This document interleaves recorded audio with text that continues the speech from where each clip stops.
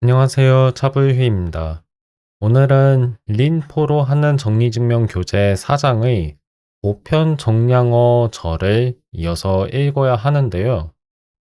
제가 지난 방송에서는 단항 수러와 이항 관계가 각각 무슨 의미인지 설명하느라 이 절에 나와 있는 내용을 그렇게 많이 읽지는 못했어요. 오늘 자세하게 살펴볼 생각입니다. 자, 그러면 바로 시작하겠습니다.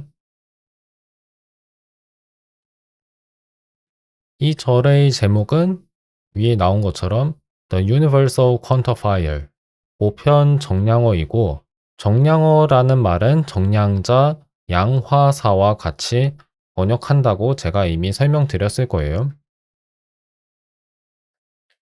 오늘은 제 기억으로는 아마 여기서부터 설명하면 될 것 같아요. 자, 그러면 시작하겠습니다. The Universal Quantifier for all x of alpha, px is supposed to denote the assertion that for every x of alpha, px holds.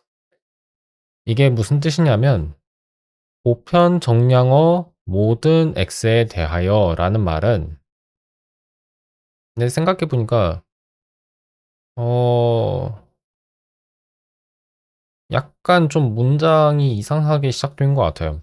보편 정량어라고만 말했고 그 다음에 주어는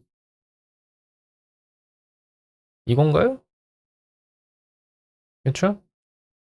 그래서 약간 주어가 이 문장에서 무엇인지 좀 명확하게 알 수 없는 것 같습니다. 주어가 두 개일 수는 없잖아요. 두 개일 수는 없으니까 앞에 있는 거는 주어로 보기는 어려운 것 같은데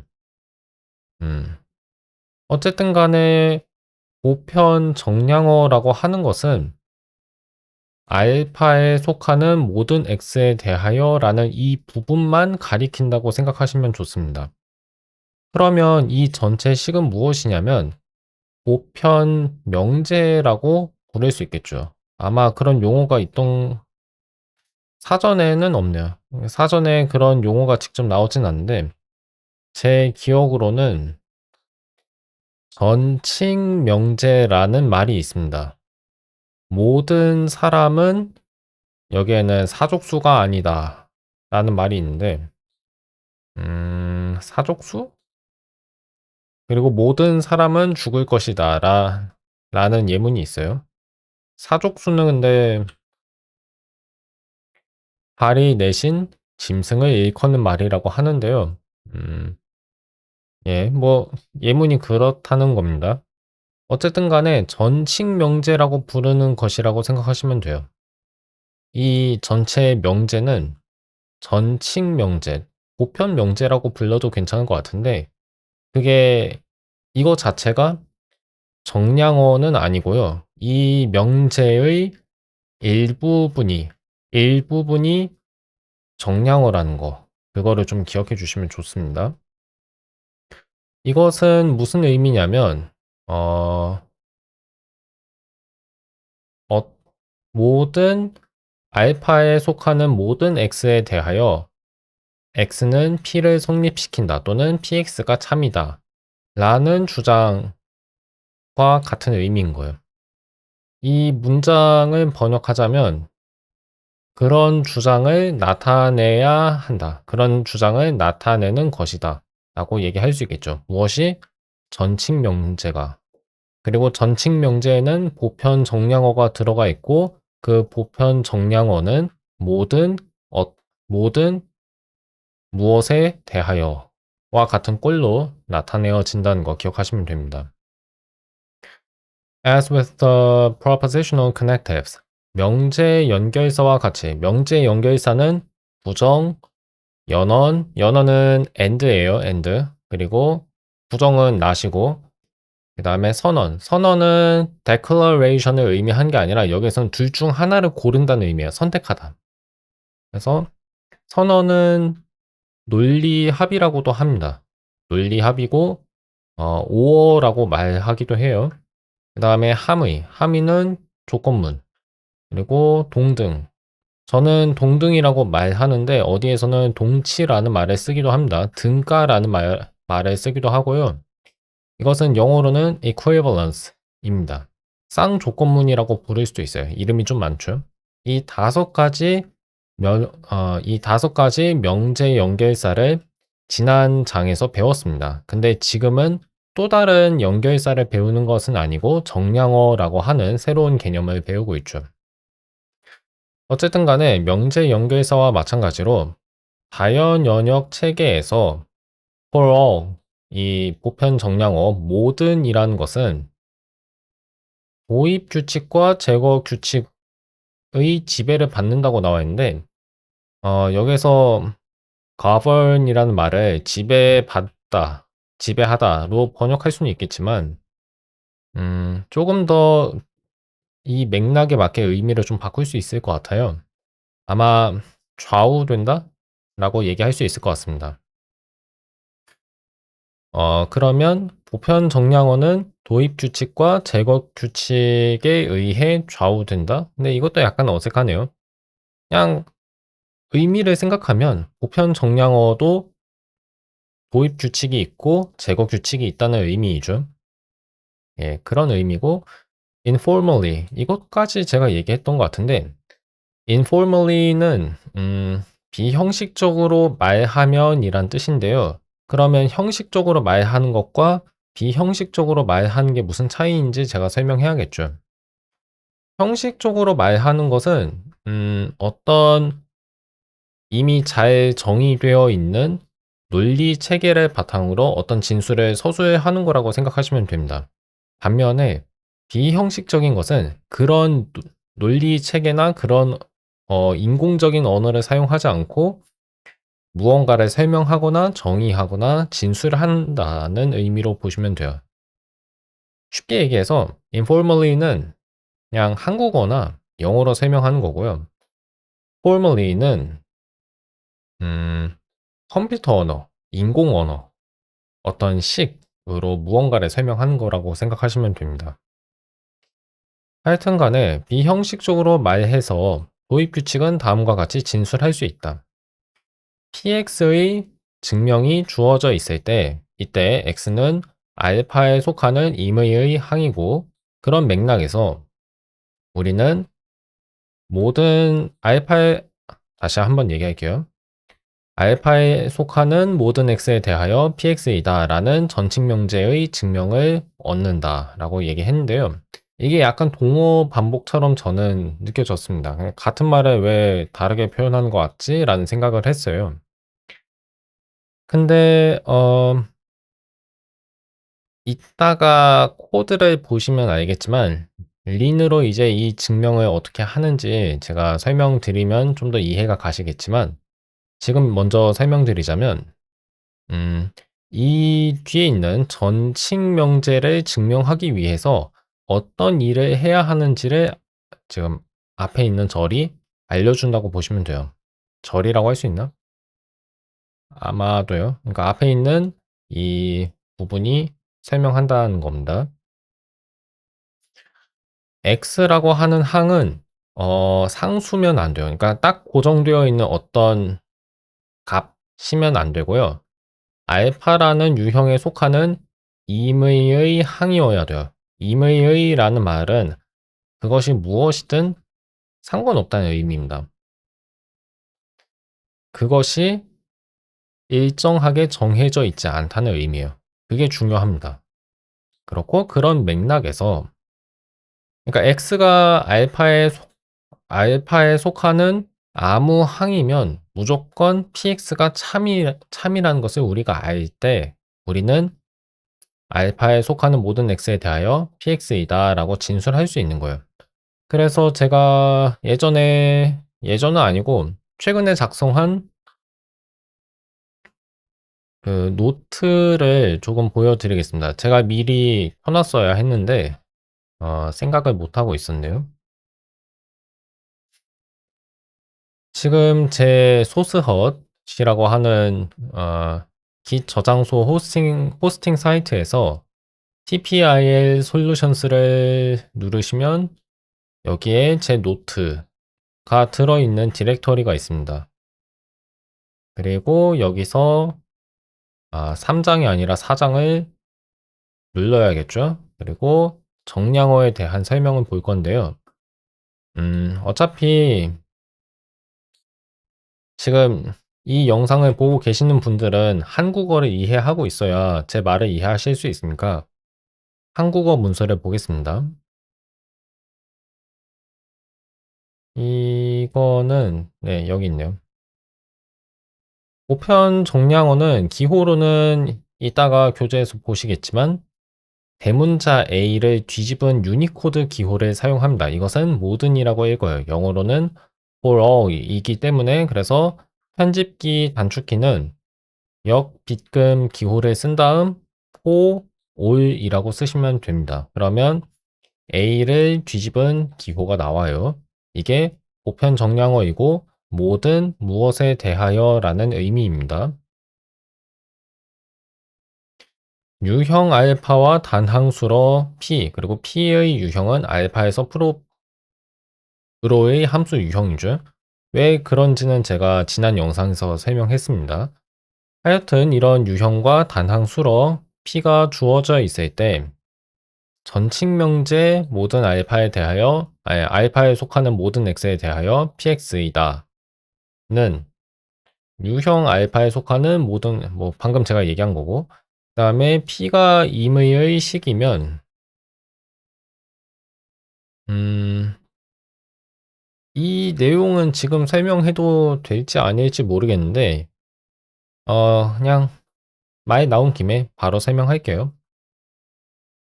모든 x에 대하여 p다는 의존 함수 유형을 달리 표현한 거라는 점을 이따가 배울 것입니다.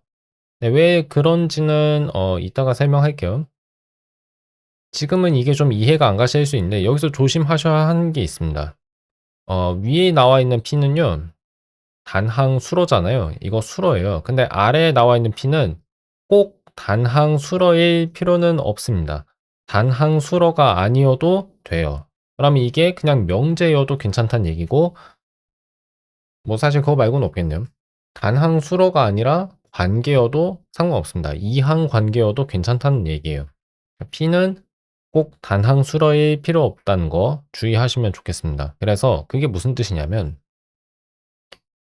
여기에 나와 있는 전칙 명제에서 P라는 식이 X라는 변수를 포함하고 있지 않을 수도 있다는 뜻이에요. 근데 왜 그게 중요하냐면 X라는 식이 포함하고 X라는 항이 이 P라는 식에 들어있지 않으면 어, 모든 X에 대하여라고 말하는 건 사실 아주 큰 의미가 있지는 않아서 그래요.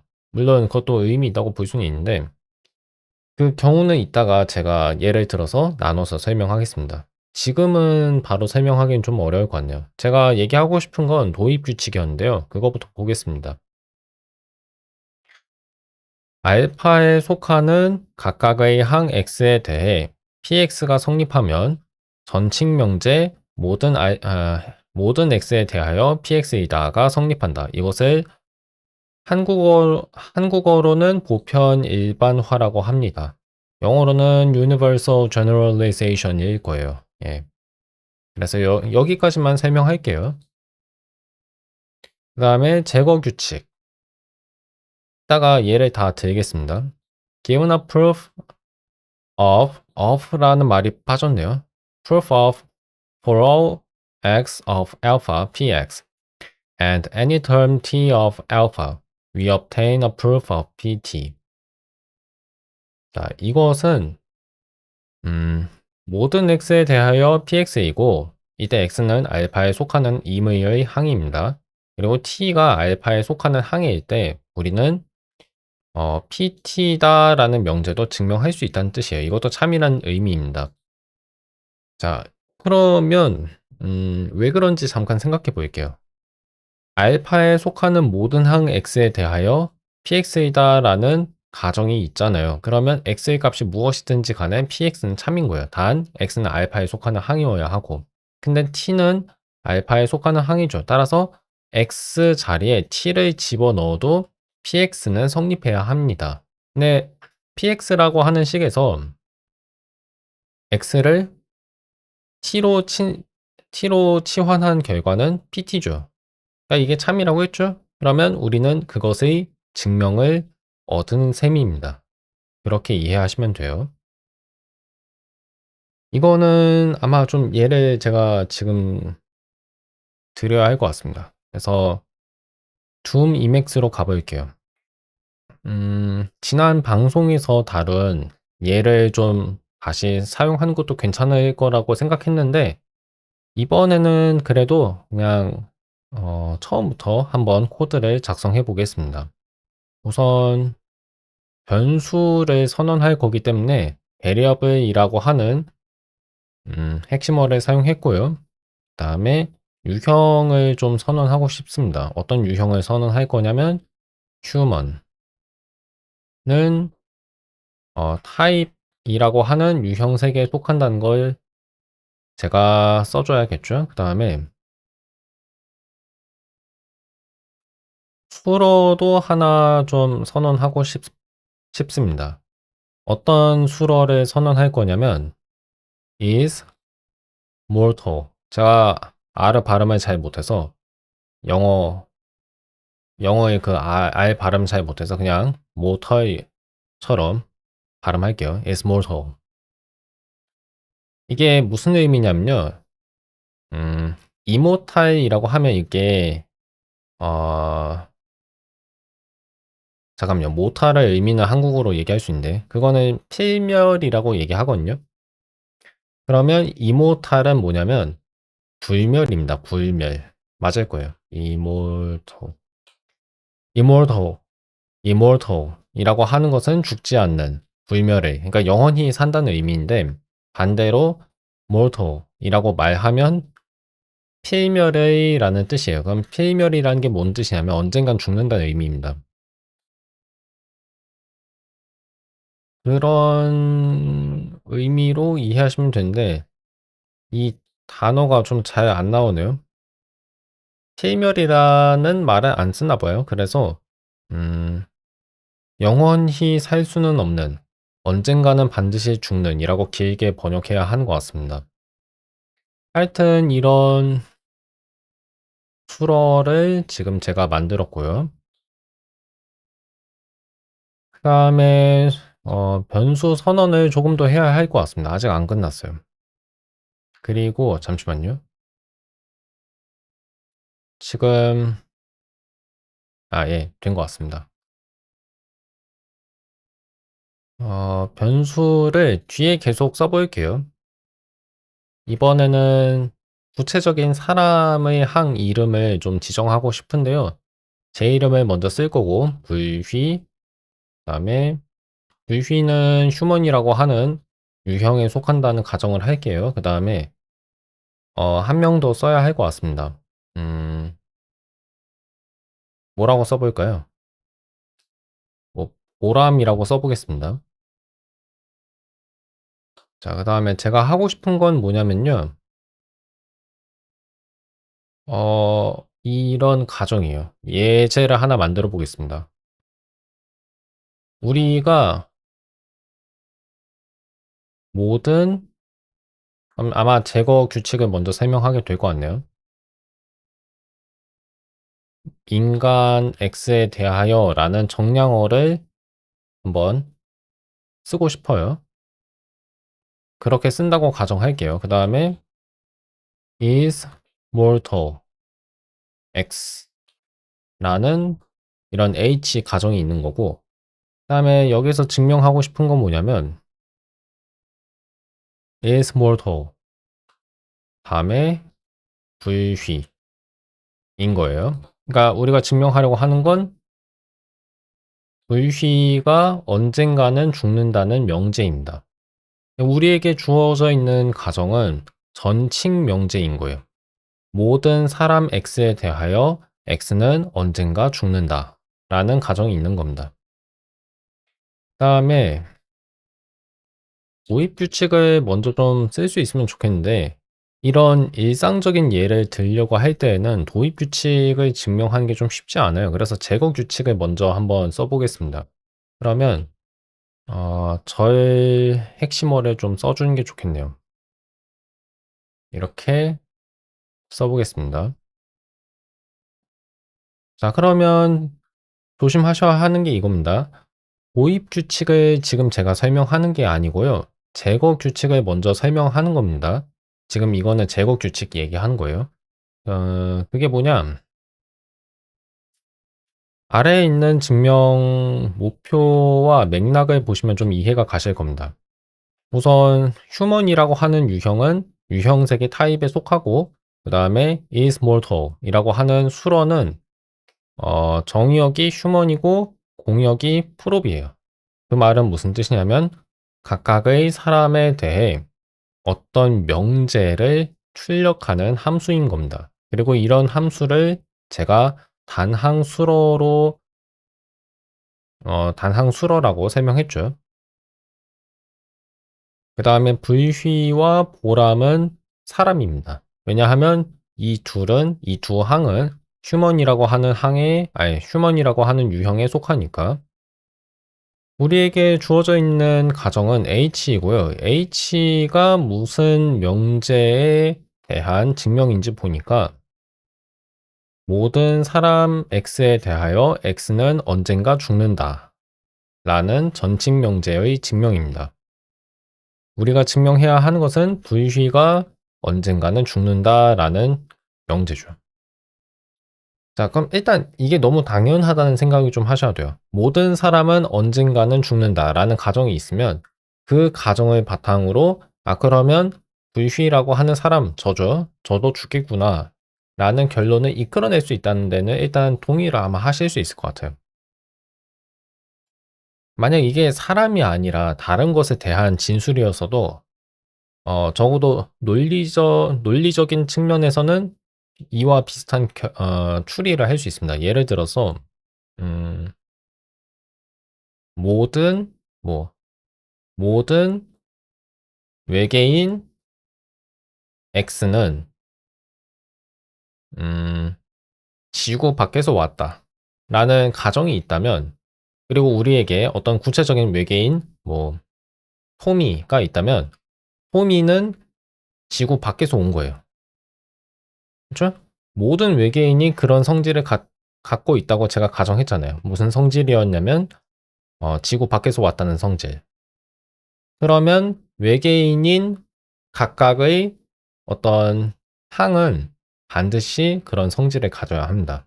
그래서 토미라고 제가 부른 외계인도 그런 성질을 가져야 하니까 토미는 지구 밖에서 온 거겠죠. 이런 식인 겁니다. 자, 그러면 이것을 린 코드로 어떻게 증명하는지 제가 설명드려야 하는데, 이제 아까 제가 노트에서 설명한 내용을 좀 보여드릴게요.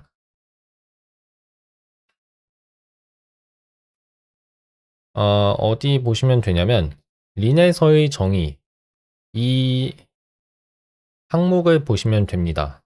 여기에 제가 뭐라고 적었냐면 P가 임의의 시계일 때 모든 X에 대하여 P다라고 하는 명저가 아니라 전칙 명제는 사실 의존 함수 유형인 거예요. 그러니까 린에서는 이렇게 정의합니다. 왜 그렇게 정의하는지는 이따가 볼 거예요.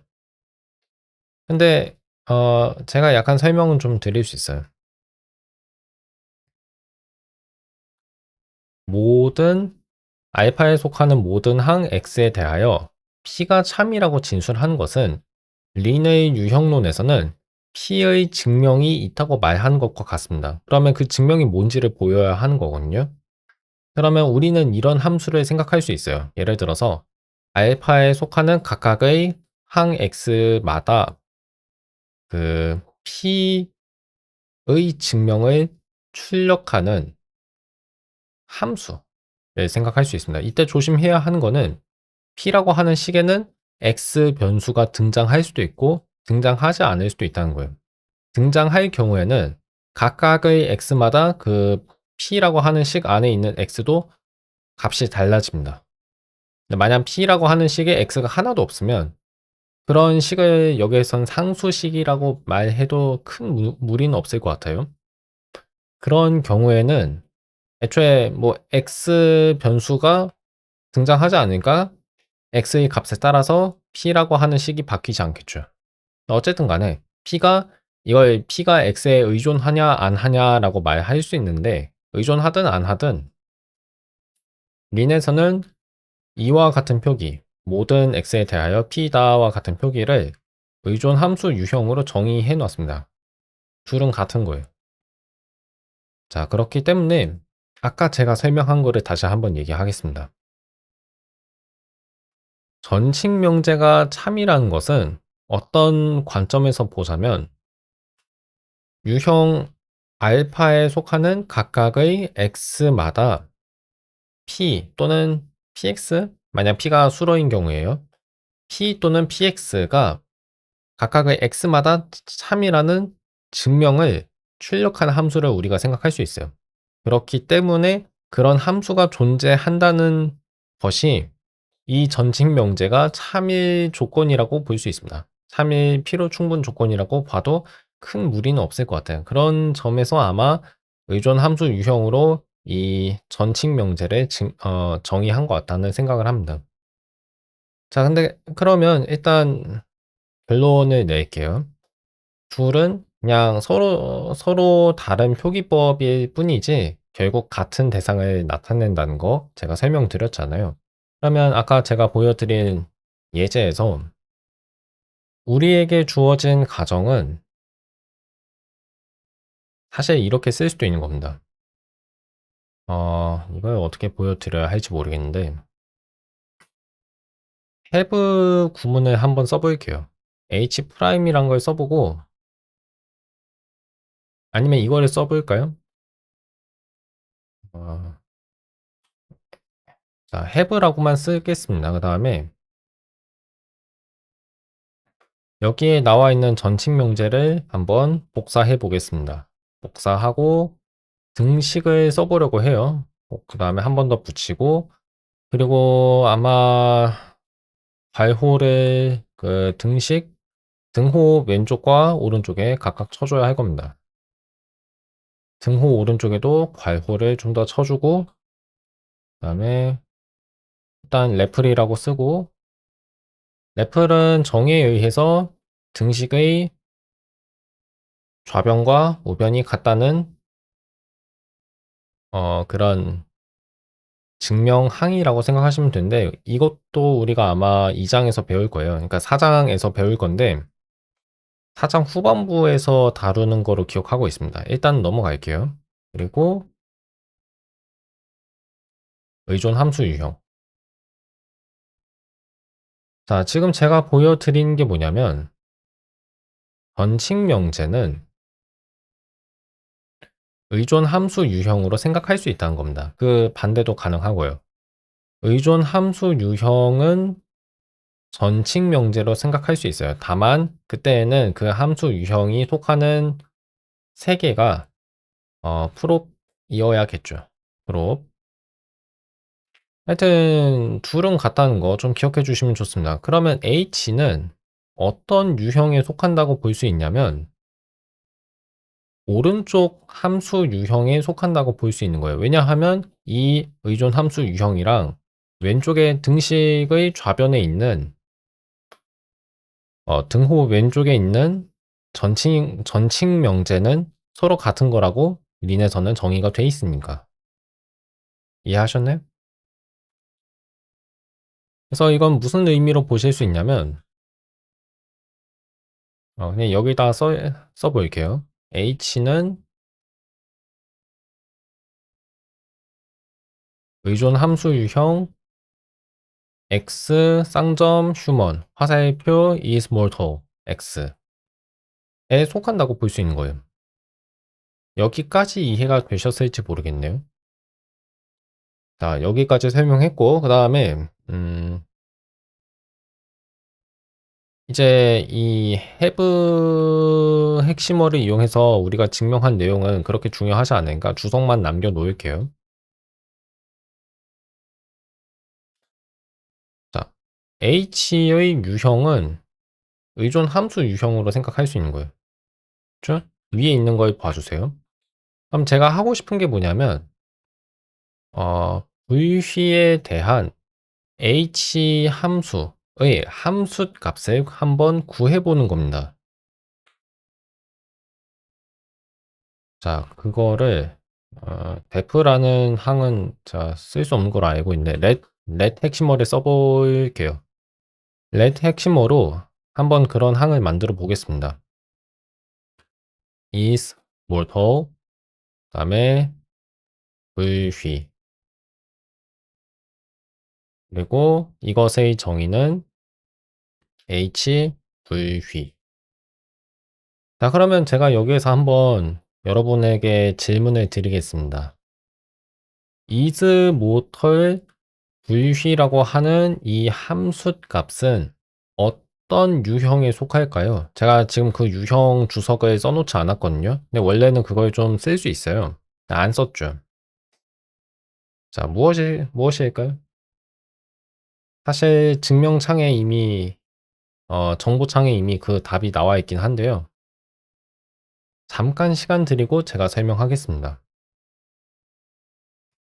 h라고 하는 게 함수라고 이미 제가 설명드렸죠? 그 함수가 무슨 함수인지 보니까 정의역은 휴먼이고 공역은 입력값에 따라서 바뀌는 유형이에요. 근데 어떻게 바뀌는지 보니까 만약 이 함수의 입력값을 x라고 우리가 부른다면 공역은 is immortal x입니다.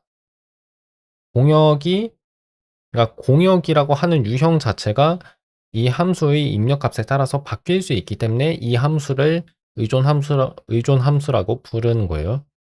그래서 이것을 의존함수 또는 종속함수라고 얘기하는 겁니다. 좋아요. 그러면 이제 답이 거의 나왔을 것 같은데요. 근데 다시 한번 보니까 정보창에서 제대로 그 답이 나왔던 것 같지는 않습니다. 아까는요. 지금은 잘 나오네요. 하여튼 제가 하고 싶은 얘기가 뭐냐면 H 함수잖아요. 함수에 어떤 값을 집어넣을 때는요. 그 값이 그 함수의 정의역에 속해야 합니다. 근데 정의역이 뭔지 볼까요? 제가 X라는 글자를 없앴나 봐요. 정의역이 휴먼이죠. 그러면 VC라는 값을 H에 집어넣으려면 그리고 제가 집어넣는다는 표현을 자꾸 많이 하는데 교재에는 그런 표현이 없어요. 그런 표현이 없고 뭐라고 부르냐면 H를 VC에 적용한다고 얘기합니다. 그래서 apply H to VC와 같이 영어로는 말해야 돼요. 함수 적용은 영어로 function application이거든요. 그래서 적용이란 말을 원래는 써야 합니다. 근데 좀 그게 약간 문장 성분의 순서가 좀 헷갈려서 저는 그냥 함수에 어떤 값을 넣어라. 그러면 무슨 값이 나온다와 같이 설명하고 있어요. h에 어떤 값을 넣을 때 VC라고 하는 이 항은 휴먼에 속해야 하는 거예요. 왜냐하면 휴먼이 h의 정역이니까. 근데 VC는 휴먼이잖아요. 그러니까 휴먼 유형에 속하거든요. 따라서 일단 그 함수 값을 구할 수 있죠. 근데 함수 값은 그 함수의 공역에 속합니다. 함수 값은요. 함수 값은 입력값이 아니라 출력값은 h라고 하는 함수의 공역에 속해야 하는데 그 공역이 뭔지 보니까 is mortal x잖아요. 근데 여기서 조심해야 하는 건 뭐냐면 x는 입력값을 가리킨다는 거죠. 근데 hv라고 하는 식에서는 입력값이 x가 아니라 v죠. 따라서 hv라고 하는 식은 어떤 유형에 속해야 하냐면 is mortal 그다음에 x가 아니라 v라고 하는 명제에 속해야 하는 거예요. 이 의미는 아까 제가 말씀드렸죠. VC는 언젠간 죽는다 라는 의미예요. 자, 그러면 증명 다 끝난 겁니다. 우리가 증명해야 하는 거는 is mortal VC잖아요. VC는 언젠가는 죽는다. 근데 우리는 그 유형에 속하는 항을 이미 만들어냈어요. 그 항의 이름을 약간 좀 헷갈리게 제가 지었지만 네, 중요한 건 그 항은 HVC라는 거죠. 그래서 위에 있는 let 구문을 지우고 그냥 HV라고 답을 쓰시면 돼요.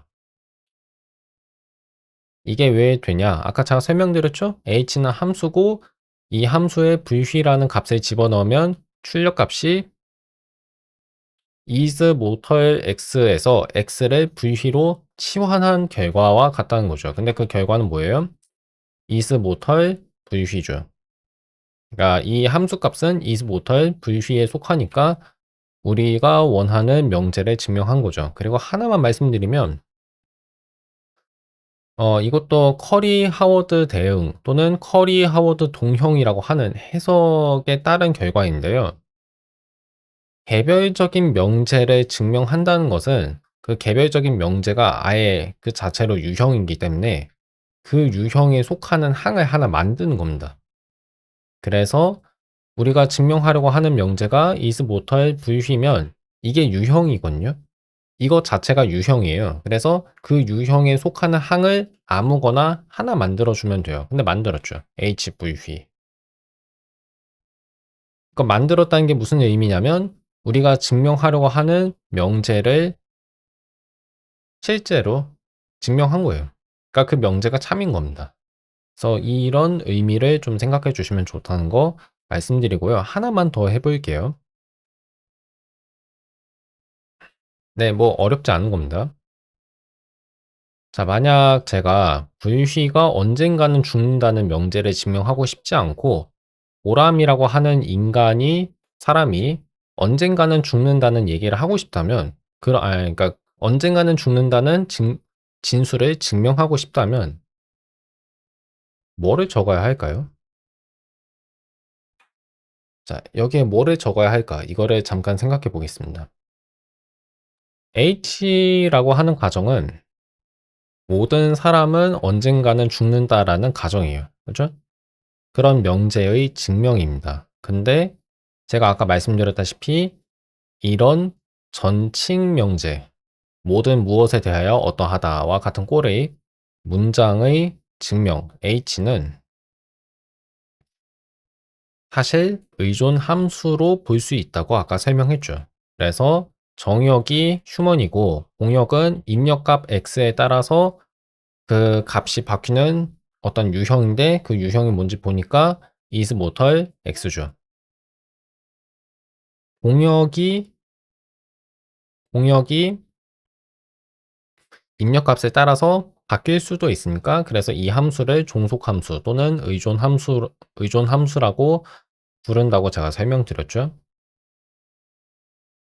어쨌든 간에 이 함수에 보람이라고 하는 입력값을 넣으면 그 출력값은 어떤 유형에 속해야 하냐면 is모털 보람에 속해야 하는 거예요. 왜냐하면 is모털 x에서 x를 보람으로 치환한 결과가 그 함수 값이 속하는 공역이니까. 그래서 우리가 증명하려고 하는 명제가 참임을 이렇게 보일 수 있는 거예요. 그래서 이 과정을 좀 이해하시면 좋을 것 같습니다. 이게 만약 이해가 잘 안 가신다면 나중에 저한테 질문을 좀 따로 해주세요. 그 치지직 방송을 보시는 분들은 제가 이 해설 영상을 다 끝낸 다음에 뭐 질문하셔도 괜찮고 아니면 유튜브로 지금 제 해설 영상을 나중에 보실 분들은 그러니까 지금 저는 1월 3일에 이 영상을 촬영하고 있지만 나중에 보실 분들이 계실 거 아니에요. 그런 분들은 아마 유튜브 각 영상마다 제가 댓글에 잠깐만요. 그리고 한 분이 오셨습니다. 예.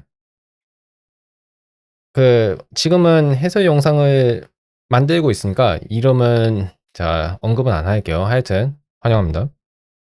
어, 어쨌든 간에 제가 유튜브 채널에 올리고 있는 각각의 영상에는 댓글이 있어요. 댓글이 하나밖에 없고 제가 쓴 댓글밖에 없는데 그 댓글에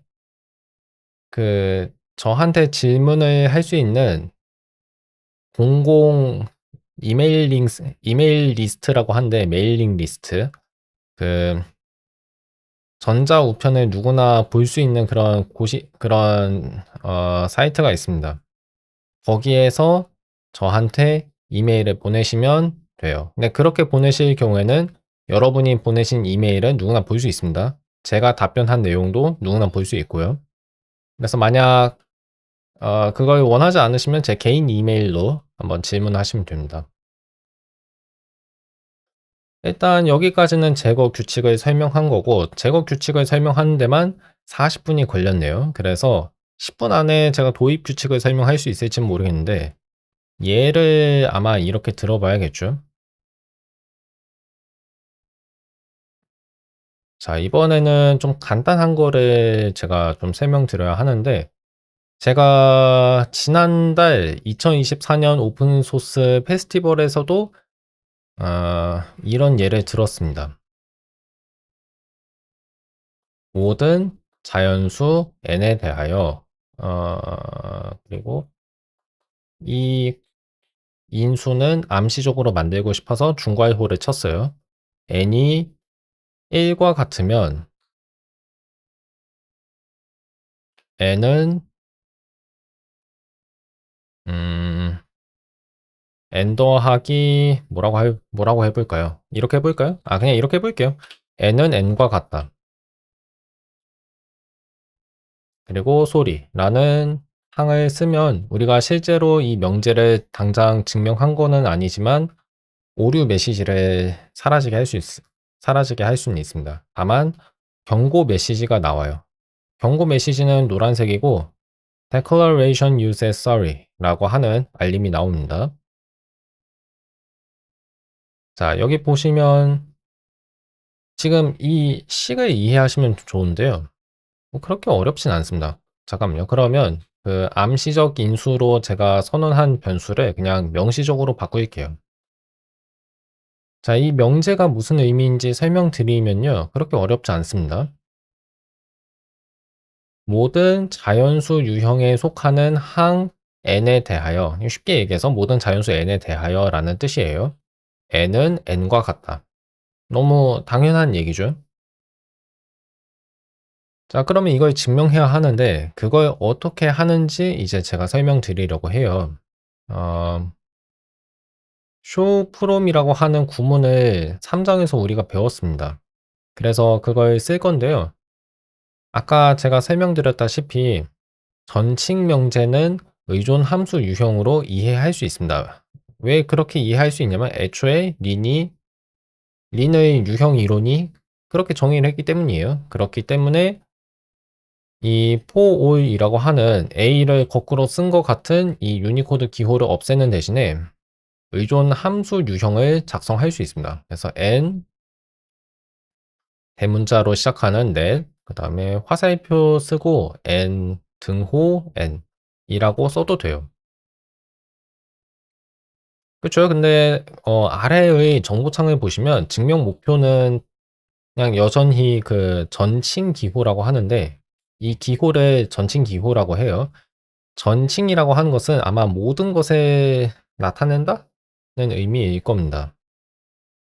그래서 저게 보편 정량어라고 제가 설명하고 있는 개념을 말하고 어쨌든 간에 지금 린의 정보창에서는요, 자동으로 그 어떤 의존 함수 유형, 명제인 의존 함수 유형들은 잠깐만요. 발음이 약간 헷갈리는데, 전칙 명제로 표시해 줍니다. 그래서 유니코드 뒤집은 A가 나오는 거예요. 근데 이해하실 때는 그냥 16번 줄에서 제가 써놓은 대로 의존 함수 유형으로 이해해 주세요. 그리고 실제로 그거랑 같습니다. 자, 그러면 지금 제가 하고 싶은 얘기는 이거예요. 정의역이 넷이고 공역은 입력값 n에 대하여 n은 n과 같다는 개별 명제인데 이런 유형에 속하는 항을 지금 우리가 만들어서 소리라고 쓴 부분에 넣어야 하는 겁니다. 그럼 그 말은 무슨 뜻이냐면 함수 하나 정의해야 한다는 얘기예요. 함수를 하나 만들어라. 근데 그걸 어떻게 만들까요? 함수 정의하는 방법은 제가 계속 설명드렸는데 함수 추상화라고 부르는 람다 함수를 만들어야 합니다. 그러니까 람다 함수를 만드는 일을 함수 추상화라고 하는데요. 그래서 람다 기호를 쓸 수도 있고요. 그리스 문자예요. 근데 린에서는 이 람다 기호보다는 그냥 펀이라고 하는 기호를 더 좋아합니다. 그래서 저거를 쓸게요. 펀 쓰신 다음에 소괄호는 생략할 수 있지만 여기선 쓰겠습니다. 소괄호 친 상태에서 n이 자연수 유형에 속함을 써주고 그 다음에 두 줄짜리 화살표를 써요. 이거는 유니코드 기호는 아니고 등호 쓴 다음에 부등호 써주시면 됩니다. 그 다음에 밑줄을 잠깐 쳐놓으면 정보창에서 우리의 증명 목표가 뭔지를 확인할 수 있어요. 우리의 증명 목표는 n이 자연수일 때 n은 n과 같다는 등식을 증명하는 거죠. 이거는 아직 우리가 안 배웠으니까 제가 그냥 설명할게요. 레플이라고 하는 항이 있는데 이거 쓰면 그냥 바로 증명이 됩니다. 왜 되는지는 아직 제가 설명 안 드렸어요. 근데 이거 사상 뒷부분에 나올 거예요, 아마. 그리고 하나 더 경고 메시지가 나오는데 이건 무슨 뜻이냐면 n이라고 하는 변수가 사용되지 않았다고 하네요. 그러면 뭐 이런 경고 메시지를 그냥 띄우지 않게 하는 설정도 있고요. 저 같은 경우에는 그냥 두 가지 방법이 있습니다. 밑줄표만 쳐도 되고요. 아니면 밑줄표를 친 다음에 n이라고 적어도 괜찮습니다. 근데 여기서는 밑줄을 칠게요. 예. 자, 그리고 show from 구문은 사실 필요가 없어요. 그래서 이거 지우겠습니다. 잠깐만요. 예. 자, 이렇게 증명했습니다. 제가 말씀드리고 싶은 결론은 이거예요. 보편 정량어가 들어가 있는 명제, 그것을 전칭 명제라고 하고, 그런 명제를 우리가 증명해야 할 때 뭘 해야 하냐면 함수 추상화를 해야 한다는 거죠. 함수 추상화를 한다는 게 무슨 뜻이냐? 별거 없고요. 그냥 함수 하나 정의하라는 얘기입니다. 정의하라는 게 뭐예요? 함수 하나 만들라는 얘기예요. 하나 만들어 봐라.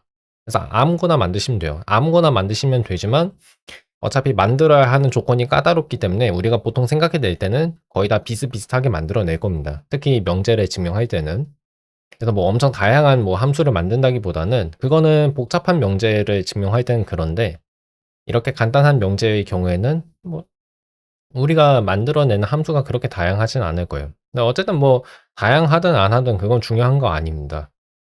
중요한 건 뭐냐면 전칭 명제를 증명할 때 우리는 함수를 하나 만들어야 한다는 거죠. 그리고 그 함수의 정의역은 뭐가 돼야 하냐면 보편 정량어에서 변수, 이것을 갇힌 변수 또는 묶인 변수, 속박 변수라고 하는데 왜 묶였다고 얘기하냐면 그 정량어 안에 나타나는 변수여서 그렇고 그 변수는 뒤에 있는 식에서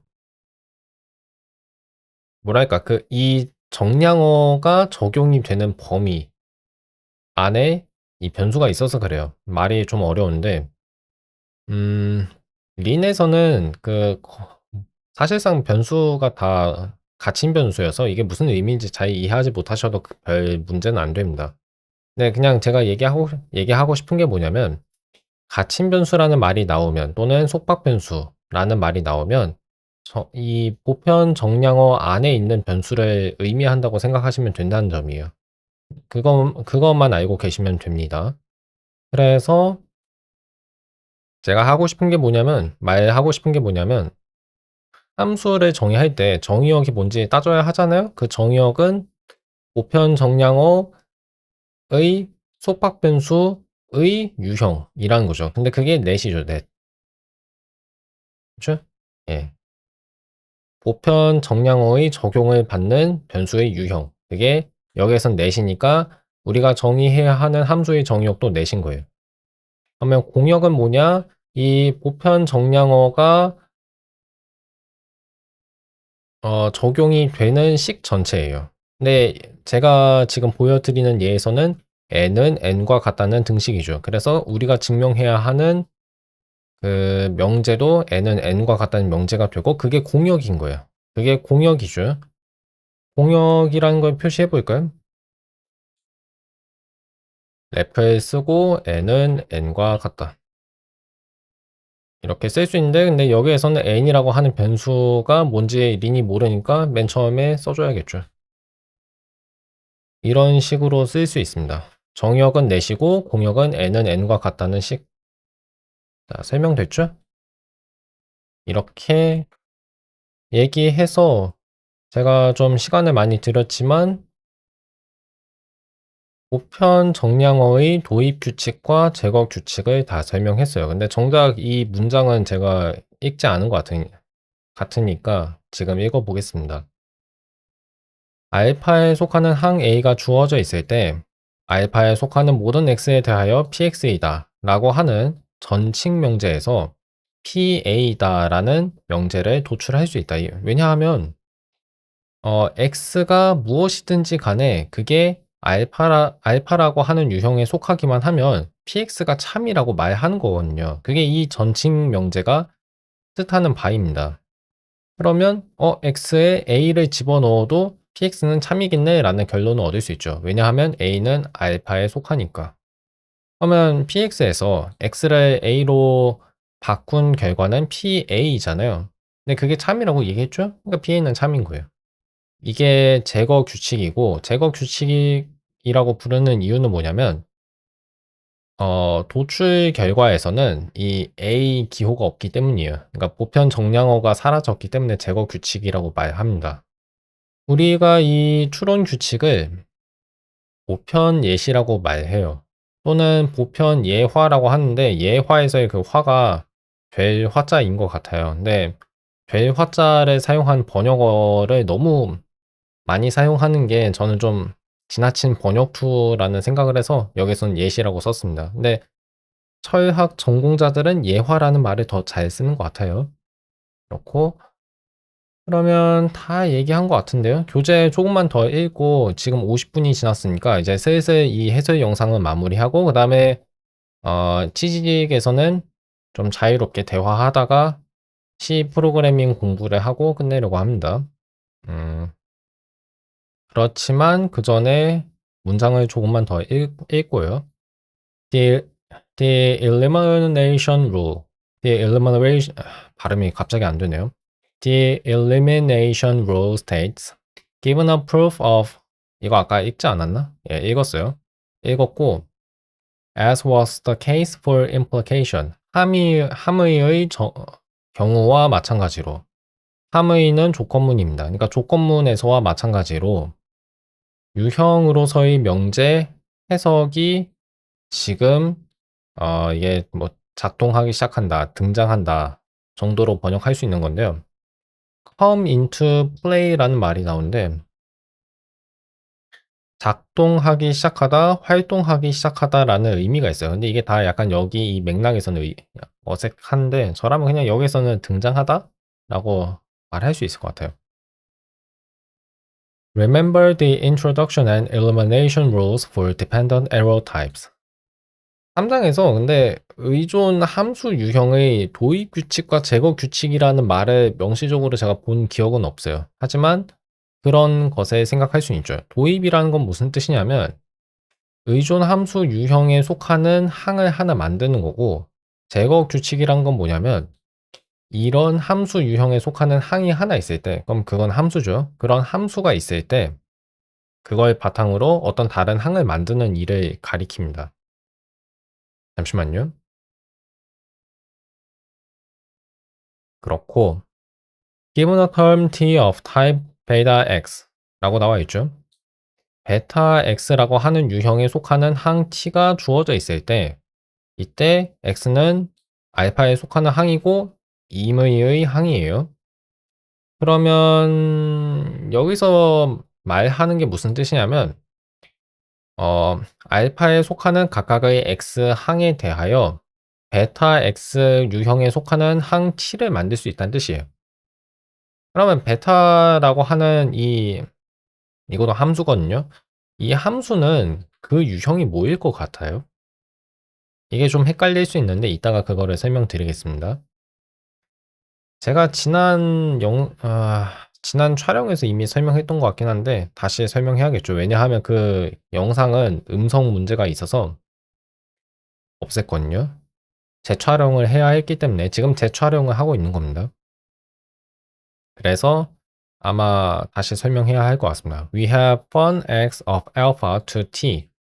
자, 이런 함수를 만들 수 있다는 거고, 이 함수의 유형은 의존 함수 유형인 x 쌍점 알파 화살표 베타 x라는 거예요.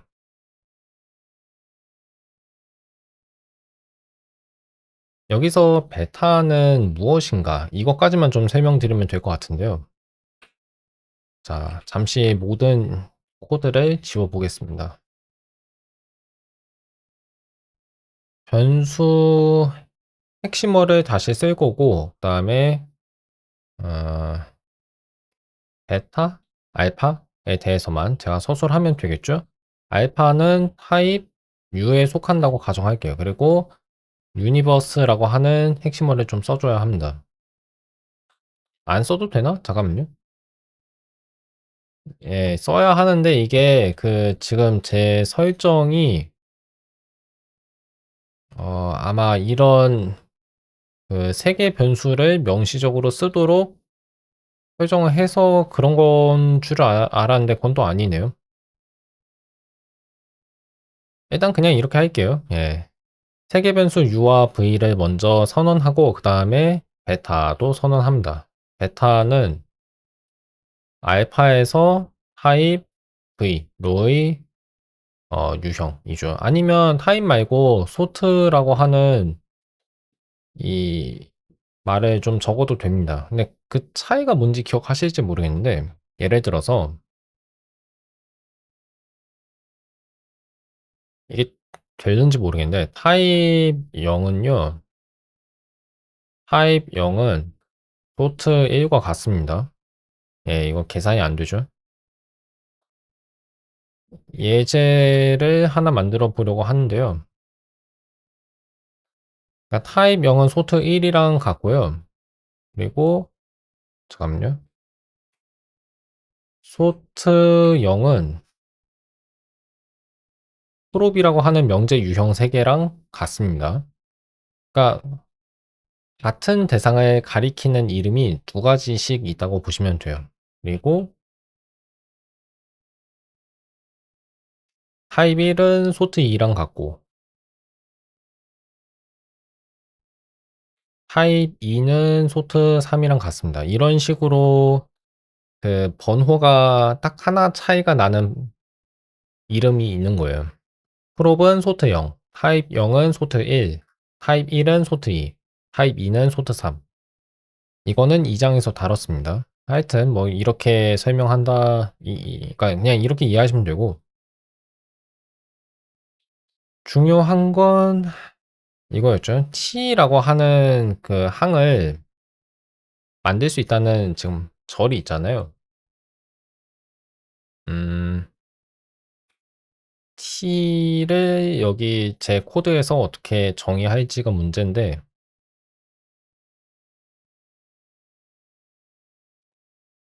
그러니까 이게 사실 좀 정의가 잘 안 돼요. 정의가 잘 안 돼서 어쩔 수 없이 이렇게 써야 할 것 같습니다. f라고 하는 함수가 있고요. 그게 알파라는 정의역에 속하는 어떤 항 x를 받았을 때 그때 베타 x에 속하는 어떤 값을 출력하는 함수인 거예요. 이 함수는 의존 함수죠. 이때 우리가 하고 싶은 건 뭐냐면 또 다른 함수를 만드는 일입니다. 근데 여기선 결국은 f랑 똑같은 함수를 만들게 될 거예요. 우리가 해야 하는 건 뭐냐면 정의역 알파에 속하는 입력값 x마다 공역이 베타 x로 정해지는 함수 유형에 속하는 함수, 그런 유형에 속하는 함수를 하나 정의하고 싶은 거죠.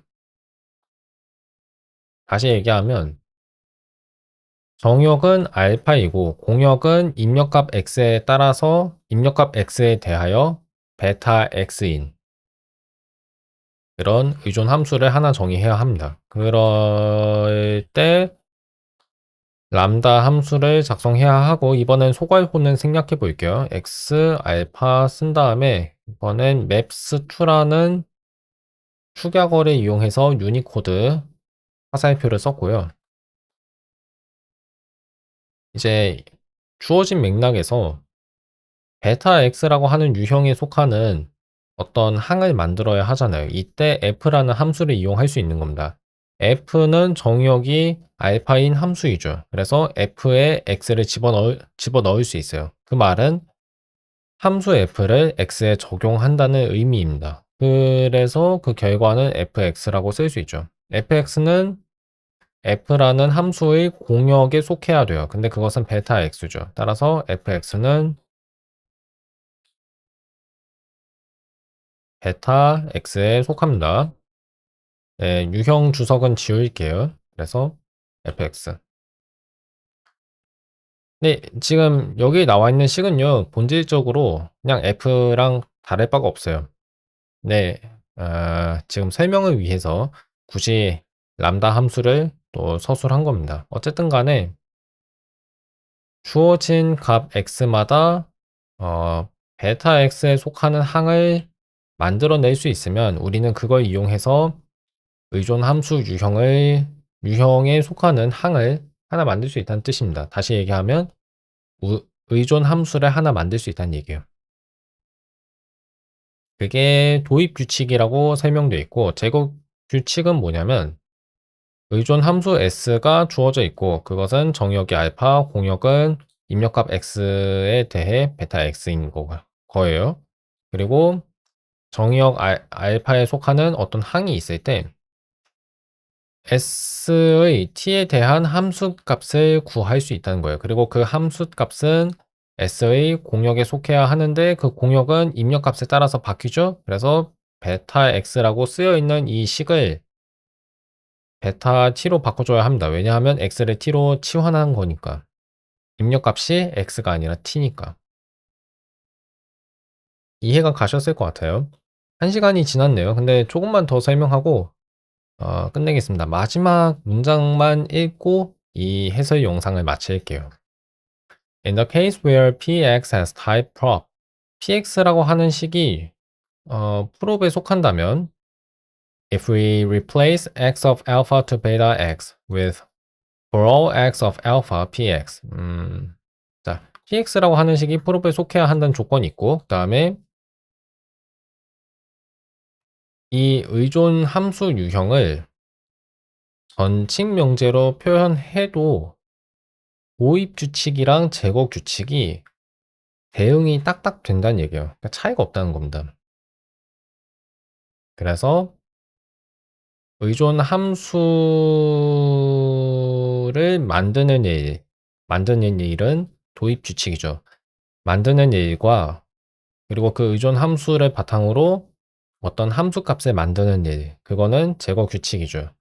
이 두 규칙은 모두 보편 정량자를 포함하는 명제에 관한 증명을 작성하기 위한 규칙이란 겁니다. 말을 좀 길게 했는데 보편 정량어의 도입 규칙과 제거 규칙이라고 볼 수 있다는 얘기예요. 결론은 보편 정량어는 그러니까 이렇게 얘기해야 돼요. 보편 정량어를 포함하는 전칙 명제는 그리고 황당한 개구리님 오셨네요. 안녕하세요. 지금 이 해설 영상 거의 다 끝났습니다. 보편 정량어를 포함하는 전칙 명제는 무엇이랑 대응이 되냐면 의존 함수 유형이랑 대응된다는 거예요. 오늘은 여기까지 설명하고 이제 좀 쉬었다가 이따가 프로그래밍 공부를 할 겁니다. 제 해설 영상은 여기서 마치고요. 이제 녹화를 끊을게요. 다음 시간에는 그 다음 문장부터 계속 읽어야겠죠. 이 속도면 무진장 느려서 과연 얼마나 빨리 읽을 수 있을지는 모르겠는데 그 다음에 배워야 하는 게 같음 관계이고 그 다음에 또 뭐 배우지? 그 다음에 계산 증명 배워야 하고 마지막에 존재 정량어도 배웁니다. 무엇이 존재한다.